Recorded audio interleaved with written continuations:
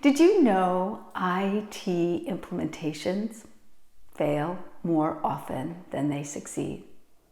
That's just one of the 3 realities you need to understand to improve the chances that your next IT implementation will be successful and deliver your return on investment.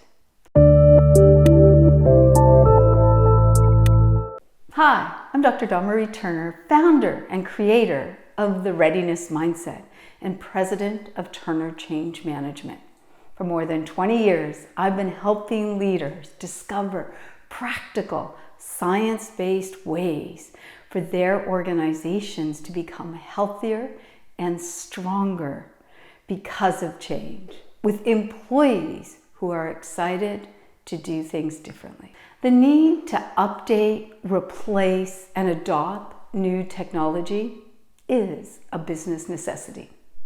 It's also expensive in terms of money, time, resources, and energy. So getting a return on your investment is critical to your organization's success. But IT implementations are not only about the money and time. For IT implementations to be successful, you need to understand 3 fundamental realities. Reality number 1, IT implementations fail more often than they succeed. Despite IT's infusion into our organizational landscape, successful implementation still remains elusive. A McKinsey & Company report found large IT projects, those over $15 million, ran about 45% over budget and delivered 56% less value than what was predicted. The report also found that almost 17% of IT projects went so horribly wrong, they threatened the very existence of the company. But it's not technology's fault. In fact, most of the time, the reason for the high failure rate has less to do with the technology and more about the implementation. Some of the reasons I hear leaders talk about are things like poor requirements, a poorly engaged sponsor, a lack of business alignment, poor project management. All of these reasons are just symptoms of the actual problem. The real reason technology projects fail is because leaders place more effort, more time, more energy and resources on the technology than they do on the people who will use it. Let me explain a little bit about what I mean. The value of any technology is the way it's used. When people don't use the technology as it was intended, you lose the value.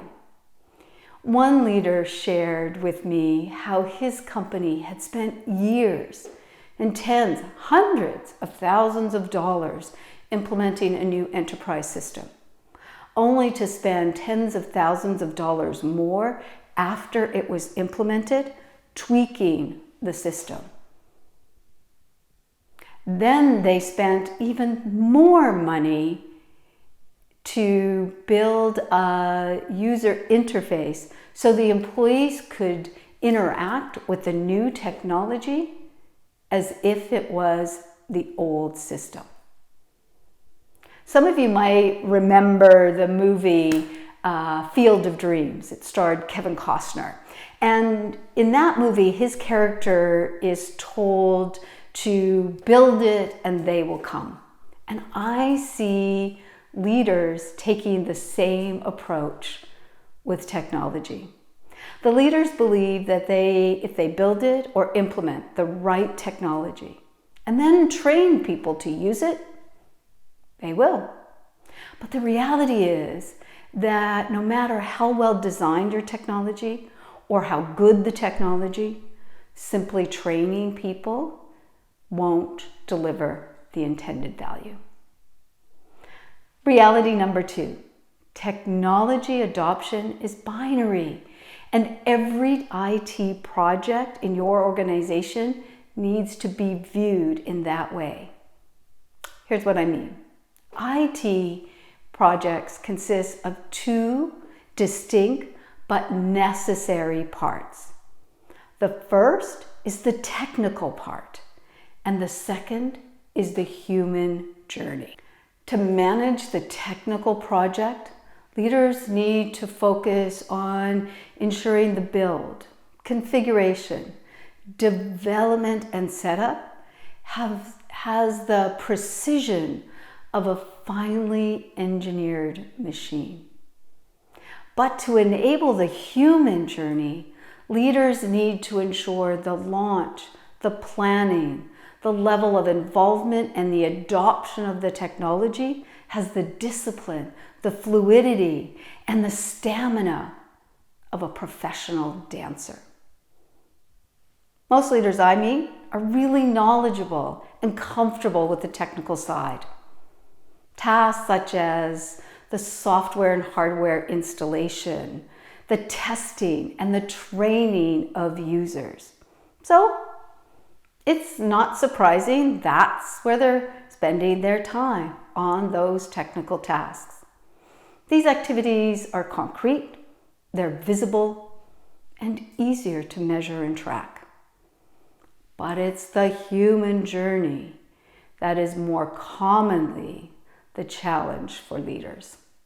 These activities are less concrete, they're more difficult to measure, and because these activities are often considered soft, it's easy for leaders to dismiss them as less important.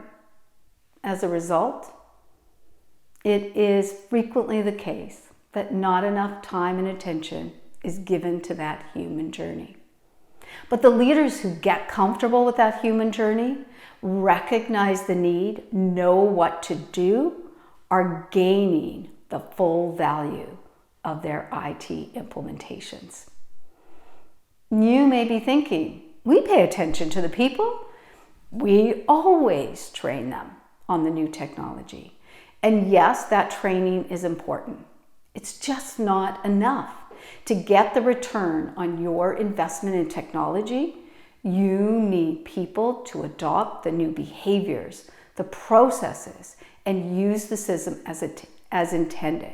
You need people that are willing to interact with it, to unlearn old ways of working, and create new ways of working with the technology as if it is the normal way of working. And for that, you need integration and not just implementation.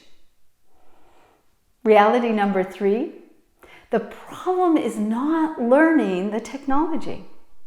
It's unlearning the work that is associated with using the old technology, the work habits that are related to the way they work now. The purpose of most IT training is to teach people how to use the technology. Yes, that's important, but therein lies the problem with IT training. IT training doesn't deal with unlearning. That needs to come before people go to training. It doesn't matter the type of technology. For example, a new document management enterprise system, or if it's simply an update to an existing technology, like your word processing system or your client management system. The adoption of new technology requires us to do similar work differently. And that means we need an unlearning process. We need to unlearn tasks that are comfortable. Tasks we know how to do and have been doing for a long time. Then, and only then, can we learn the new tasks and create the new habits to work in a different way and integrate that new technology. Unlearning a task is hard. It may be harder than learning the new task, but unless that unlearning takes place, it's unlikely that any new learning or new activity is going to stick. You may have experienced this if you've ever tried to change a current habit. You start out excited. Things seem to be going so well. Then gradually you notice, almost without thinking, you've fallen back into your old routine. That's because that pathway, that habit is so well established. Change is uncomfortable and it's hard. And our brain will always try to help us ease that discomfort. And one way it does it is to take us back to the pathways and habits we already know. Charles Duhigg, in his book, The Power of Habit, describes it like the brain being on autopilot for particular habits. And unless we deliberately create and reinforce those new routines, those old patterns will come back automatically.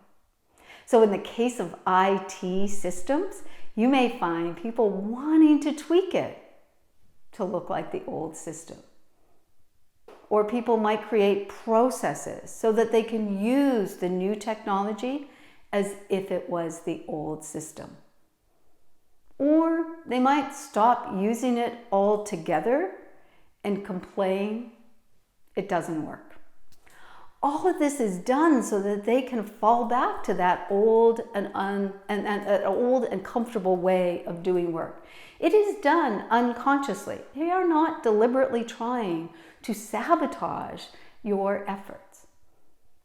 The key is to design your IT projects so people can create new habits, to allow the space for the unlearning, the learning, and the reinforcement of those new pathways. When you focus on people, as much as you focus on the technology, you will get a greater return on your IT investment. That's it for now. I look forward to seeing you again.